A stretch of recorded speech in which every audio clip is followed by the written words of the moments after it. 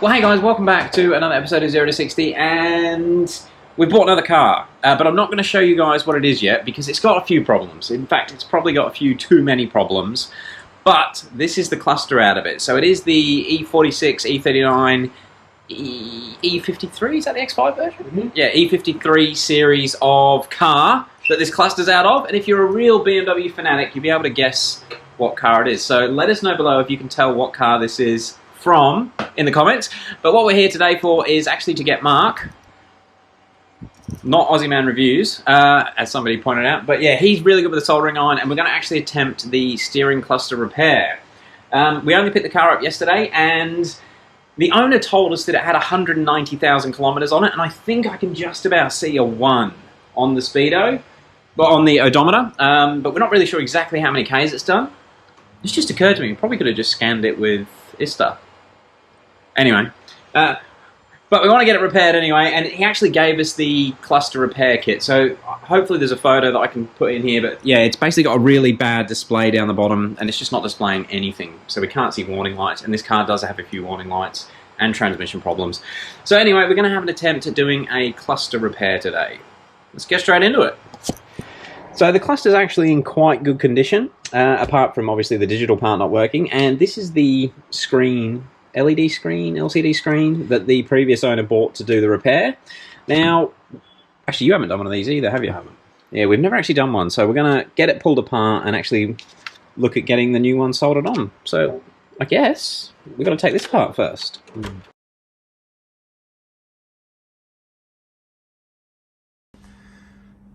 So it's Andrew from the future here, and there's a couple of important steps I'm going to have to film now because we didn't do it when we were filming yesterday. But to get the first part of disassembly is getting this top section off the cluster, and to do that there's 4 little clips, 2 on the top and 2 on the bottom. Now this cluster had been apart before, but we actually did still struggle to get them apart. But you basically need to wedge something underneath there and then separate it. It's actually not too bad if you've got a helper, but yeah, if you do it on your own, you might need to wedge like a credit card or something and then get some force to get it to separate. Anyway, back to the normal video. So with those 4 clips done, that should now pull off. And we'll just carefully place that down there. You don't want to get any dust or anything in there. Now we have access to the cluster. So now we need to get to the display. Do we know that this is just pops on? Nope. But we'll just prod at things and see what happens. This is another screen here, isn't it? Yep. There's definitely screwdrivers have been in here. I don't really want to touch the face of the cluster. Just want to make sure there's no screws on the back that come off to pull that front display off. Doesn't look like it. I can't see anything else. We don't have to take the needles off or anything like that, do we? I don't think so. I've no idea what we're doing. No idea. Okay, cool. Does look like there's little plastic tabs in here. It looks like this should lift up, but it's got 3 tabs on the back. So once we've got the main case off, we've got to get these 4 screws off, which are Torx bits, nice small ones. 10s, I think. Yeah.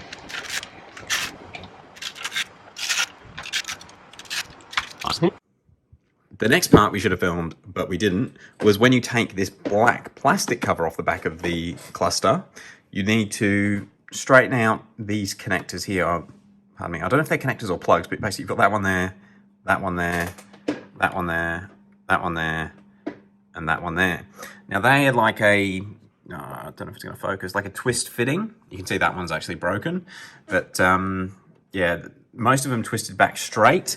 Actually, a lot of them were already straight from somebody else taking this cluster apart, but yeah, that's the next thing that you need to do before you get this back bit off. You also need to get these clips disconnected from the back cover. Now, they've actually got 4 little, I suppose there's clips on these connectors, and it's just a matter of putting a pick down on each corner, and that lets you pull this back piece away. This was also something that was much easier with 2 people, and we started at this end and got this one basically pulled apart, and then you can pull this black back cover away from the main circuit board, and then once you've got some leverage up there, you can then get onto these ones. This cluster, I don't know if it had been glued, but on this bottom edge here, there were also 2 clips that needed to come off. So we did the black connector on the back, clip there, and then the blue and white connector. And yes, unfortunately, the cluster's back out. So a bit of an update. Now we have stumbled across a bit of an issue. Now we originally intended to pull the needles off. However, upon closer inspection of the motors, hopefully this camera is picking it up, but you can see the clock spring in there.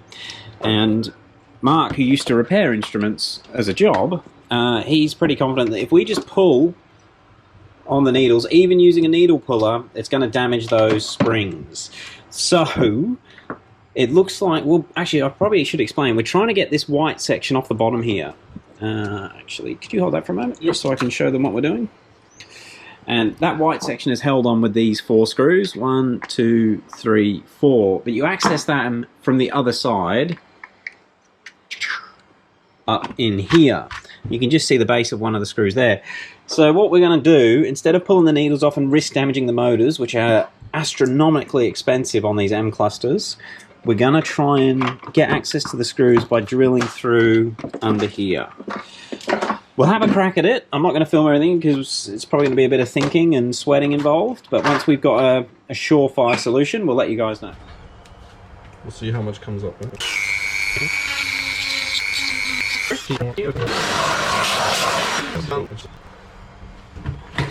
We'll have to make the hole bigger, I think, but... See a screw? I do. We're a little high and a little to the right, but it's that way. You want to have a look? Yeah. To me, it looks like we're going to go that way more. Oh, fuck, yeah. Oh, hang on. No, where did you? I think I do need to make it bigger before we'll be able to even get a screwdriver in there, but I think we're pretty close. Oh, you are correct. It doesn't that way? Go that way. Yeah. I'll just go that way a little bit. And I don't think I'm going to bend that. My thumb's out the way. You want to turn the vacuum on and hold it? Yeah.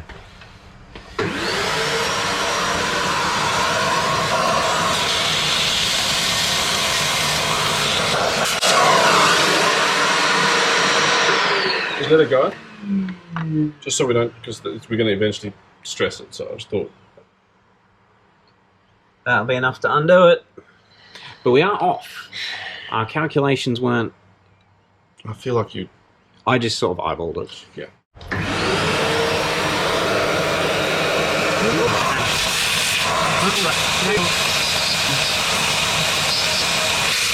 Oh yeah!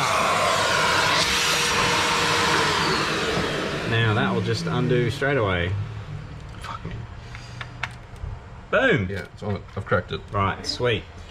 Hole number 1 done. Fuck me. Right, let's work on that.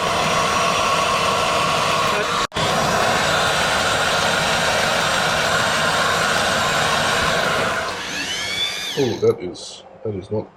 You did it wrong again. This is not the right one.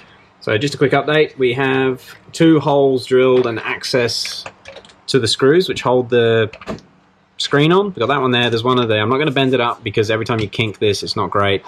We're just going to do the last sort of tricky spot, which is this hole here, and then we'll have to drill through that section there to get to that hole. Just wish us luck. Oh, I got no vacuum. Oh, stop. No rush.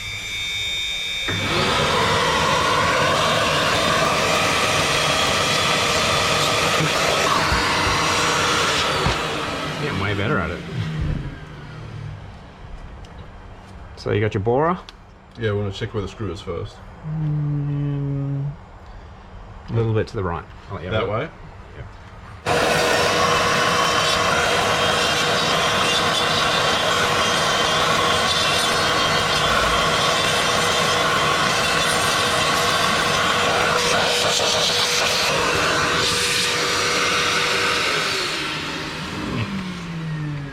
I did take more.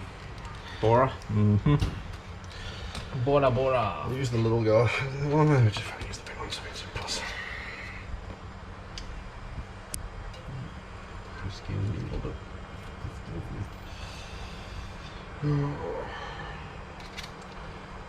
Alright. We lift.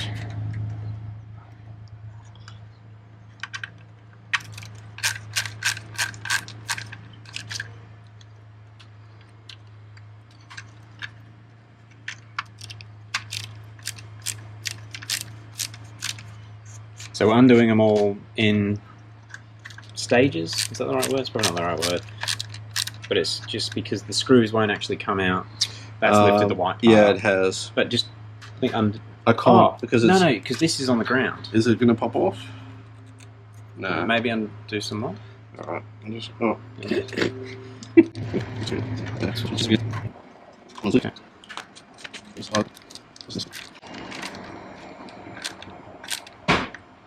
Should we try and pull the screen off? Dude, yeah, okay. In case it's like glue or something? Does look like it's not lifted at all. Okay, GoPro's about to go flat, so we're going to lose a bit of footage, unfortunately, but we're nearly done with the repair. So after we undid the 4 screws, which are the ones that go 1, 2, 3, 4, the next challenge was getting these pins out of the circuit board, and basically it was just lots of wiggling, and then to the point where you could just get a lever underneath the edge against the board, and then that would pry it straight up. But after that, you can then pull the old screen off. I'm going to call it a screen, but what that has done, that has left a residue on there. Is that just isopropyl? Yep. Does that clean it off all right? Not really. Hopefully they can see here where the actual contact, the copper, is just dissolved. But basically we're going to clean all that up, get this metal frame off, and then get the screen swapped over. So we're onto iPhones, and we're just getting all the residue, I guess, off of the board from the previous one. What are you using? What's the chemical? MEK. MEK. So it wouldn't work. Okay, well, it is the next day. It's actually just gone lunchtime, and it's time to see if this cluster has worked. The GoPro actually went flat yesterday, but we spent a long time doing that. But I think the last thing that I recorded was having the screen off, and it was just a matter of cleaning the circuit board up a lot. Mark spent ages doing that. Then fitting the screen into that panel that holds the screen, then basically wedging it back in place, getting those side pins in place, and then screwing it back on. One thing I'm not sure of, the screen had a screen protector on it. Well, I assumed it was a screen protector, and as I pulled it off, the pixels in the screen actually opened up. They seem okay now, but we'll see how we go. But yeah, that screen looks super shiny. The GoPro's probably not picking it up, but it's much shinier than what these displays normally look like, so I hope I was supposed to take that screen protector off, and I hope I haven't messed anything else up. Man, this has been one of the most nerve-wracking things I've ever done, because these M clusters in kilometers an hour are pretty rare, and I really didn't want to break it. I probably should have practiced on a normal cluster instead of this one. All right, moment of truth. I am in 50-50 is whether it's going to work. Let's go and try it. And I'm going to try and hide the car from you guys, because there will be a video on it tomorrow, but I don't want you to know what it is yet, because it's pretty cool. All right, let's go and try it. Okay, well, moment of truth. I am so nervous about this. Oh, I don't know if you guys can see it. It has worked perfectly. And it's only done 178,000 Ks. This car was advertised with 190,000 Ks because the previous owner thought it was about there. Everything friggin' works. Oh man, I was sure I'd cock that up. Alright, now before you work out what car it is, I better get outside. Well, there we go. I've done my first dash cluster repair, and I've got to say, I was shitting bricks. I thought I'd cocked it up. I really should have looked into it before attacking it. But Mark, I think I mentioned it earlier in the video, he was an aeronautical engineer. Basically, he used to fix aeroplane instruments. And he had looked into doing this repair like 10 years ago on his previous E46, before he got the E90. And he thought you had to solder it. So we'd both read about doing this job before, but we just couldn't remember. And we didn't think it was that involved with the drilling, but there we go. Anyway, guys, there's going to be a video on that car tomorrow. I'm super excited about it. It's a bloody good example of a pretty special car from the early 2000s in the BMW range. And it's really broken as well. In fact, it's the most broken mechanical BMW we've ever bought. So it should be fun trying to work out how to fix it. Anyway, thank you for watching again. Always appreciate the love. We'll catch you on the next 0 to 60.